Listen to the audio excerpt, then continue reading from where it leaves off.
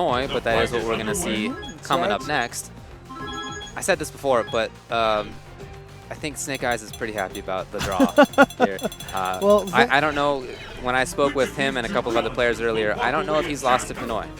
I think he said he was not sure if I've ever lost to Pnoy. Okay. So there is some history. Yeah, oh yeah, they've played before. Okay. Yeah, it's not just a character thing. They've played before, and it has come up Snake Eyez. You know, it's not that easy a matchup. It's a matchup that different people's ideas differ pretty drastically. I know there are some people over in the EU that think about this quite differently than some people in North America. Well, don't forget, there was a tournament just maybe a month ago or so where Tampa Bison knocked Snake Eyez in the losers 3-0 in this exact same matchup. There you go. And then Snake Eyez did come back and take it in losers bracket, but it shows that this fight is definitely winnable by Bison. By no means it's an advantage to Zangief. Remember when Phenom came over and it was very close? Yes. Yeah, man. And Pnoy's a really good player, so we'll see what he can get going. It is all about making sure that you're outraging Geef, of course, and you do have the normals as Bison to make that happen, but it's just such a long slog. You know, you're not dealing a lot of damage at each moment. You're hitting Geef with, 15 stand roundhouses, something like that. It takes quite a while. I'm just gonna say one thing. It's so weird looking seeing Bison try to kick you with that roundhouse with bare feet. Oh yeah, that is weird looking. I can't call it the boot anymore. It's the foot. All right, he's got Snake Eyez in the corner. This is exactly where Bison likes to get his opponents, but oh no, thought that was gonna be a cross-up. Ends his own combo early to get the SVD. No meter needed for that damage.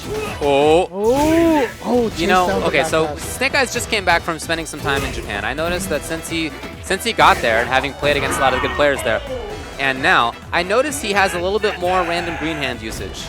Really? Than he did. I'm not sure if that's something I missed before and he had it or what. Maybe I just haven't noticed it before, but in any case, I see him using it a little bit more often. Not just regular green hand, but EX hand as sort of a horizontal Dragon Punch. Yeah, because, I mean, the thing about it is, one of the best Zangief players in Japan, Itabashi. Wow! He just lariated the scissor kick. It's like he just had a call out on that. But yeah, I mean, Itabashi is a little bit kind of a, quote, crazier Zangief, more prone to throwing out stuff like the green hand. Hagejin, maybe. He played a set with Hagejin, and Hagejin did win that one 5-2. That's right. So maybe there was something about that match that taught Snake Eyez to try be a little more unpredictable.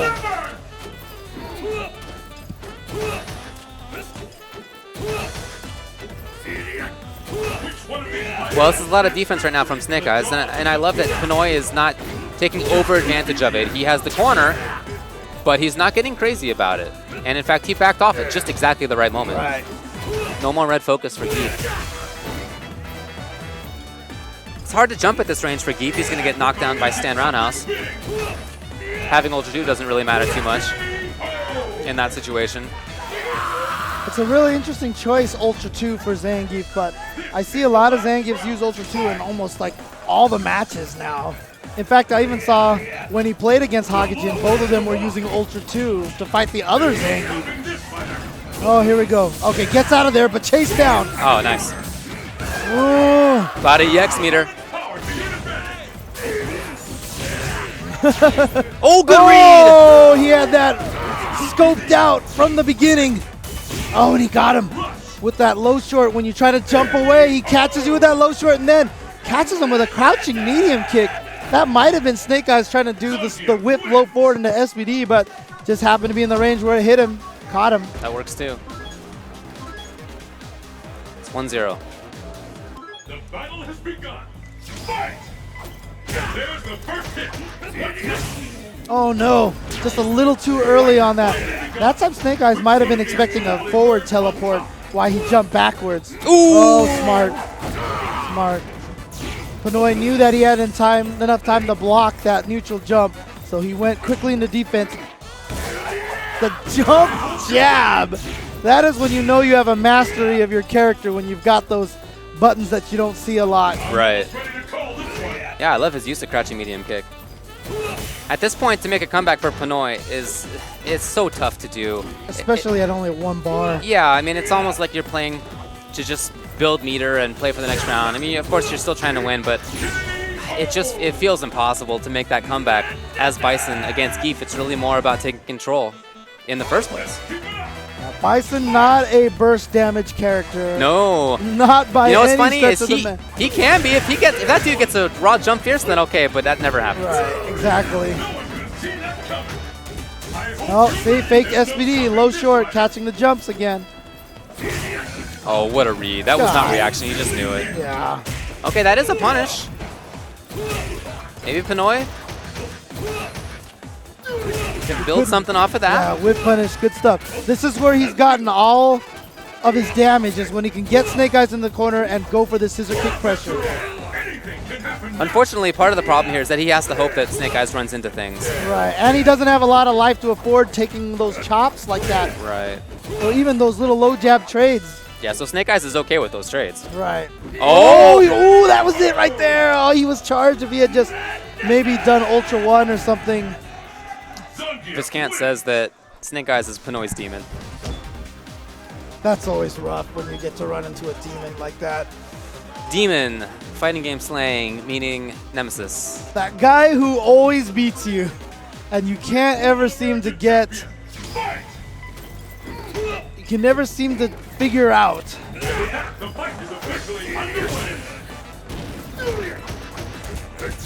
Well, a lot of people have that problem with Snake. That is not just a Pnoy thing. And just like that, here's Snake Eyes into the corner. Oh, Total control, mix-ups, all correct. yeah, so this is a typical sequence when you fight your demon. You start really strong. You have this great first game that feels close. Then you don't have quite the same kind of close game in the second one. Yeah. And then the third game, it's like your brain kind of gives up. Right. Even without you physically giving up, and Right. you're still telling yourself, I can win, I can win. Something in your brain just kind of shuts down all of a sudden. And it's such a tough hurdle to get around.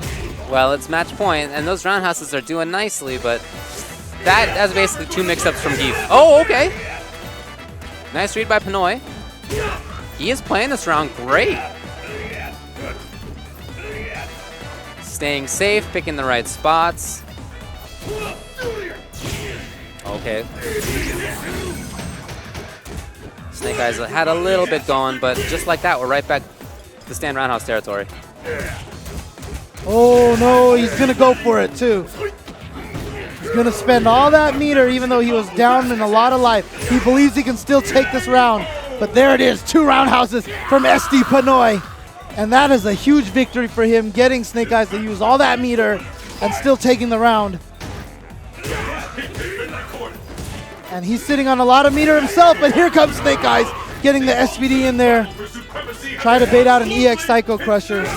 Oh! He stunned the foot? Why would you use the neutral headbutt at that range? That's exactly why. That was the only thing it could possibly have hit. Oh my. That was the only thing it could possibly have hit. I am blown away by that. Well, that's a fitting end. Perfect distance and usage of that headbutt at that range. That was ridiculous. I'll blow up. Well, dude, just to end it like that, Yeah. that hurts right there. Because that is such a call out right there. It's like you're going to roundhouse, but you know what? You know, I'm at it's- the perfect range. Boom. There it is. Yeah, you know, it's not much